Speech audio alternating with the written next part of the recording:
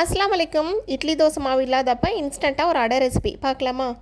இடியாப்பம் மாவு வீட்டில் அரைச்சதா இருந்தாலும் பரவாயில்ல, இல்லை கடையில் வாங்கினதா இருந்தாலும் பரவாயில்ல. இடியாப்பம் மாவு ஒரு 2 கிலோ எடுத்துக்கிட்டு அது கூட ஒரு முட்டை சேர்த்துருக்கேன். தேவையான அளவு சால்ட்டு சேர்த்துக்கோங்க. கொஞ்சமாக தண்ணி சேர்த்து இந்த அளவுக்கு கலந்து வச்சுக்கோங்க. தாளிக்கிறதுக்கு எண்ணெய் சேர்த்துட்டு கடுகு உளுத்தம் பருப்பு, அப்புறம் 2 ஸ்பூன் அளவுக்கு கடலைப்பருப்பு, இது கூடவே வெங்காயம் ஒரு 2 வெங்காயம் குட்டி குட்டியாக கட் பண்ணி சேர்த்துக்கோங்க. 2 3 பச்சை மிளகாய், சின்ன துண்டு இஞ்சி, அப்புறம் கருவேப்பிலை, இது எல்லாமே நல்லா கொஞ்சம் வதக்கிட்டு இந்த மாவில் சேர்த்துக்கோங்க. இந்த பதத்தில் மாவு இருந்தால் ரொம்ப சரியாக இருக்கும். இப்போ நம்ம இது தோசை மாதிரி பெருசாக போடாமல் கொஞ்சம் சின்னதாக போட்டுக்கலாம். முட்டை சேர்க்கலைன்னா கொஞ்சம் உடஞ்சி வரும். நம்ம முட்டை சேர்த்துருக்கிறதுனால ரொம்ப அழகாகவே சூப்பராக வரும். நல்லெண்ணெய் சுற்றிரம் போட்டு நல்லா 2 பக்கமுமே இந்த மாதிரி செவந்து வர அளவுக்கு திருப்பி போட்டு சூப்பராக இருக்குனிங்கன்னா இன்ஸ்டண்ட்டாக செய்யக்கூடிய அடை ரெடி. சைட் டிஷ்ஷு காரமாக ஒரு மல்லாட்டை சட்னி சேர்த்து வச்சு சாப்பிட்டிங்கன்னா ஆஹான் இருக்கும். ட்ரை பண்ணி பாருங்கள்.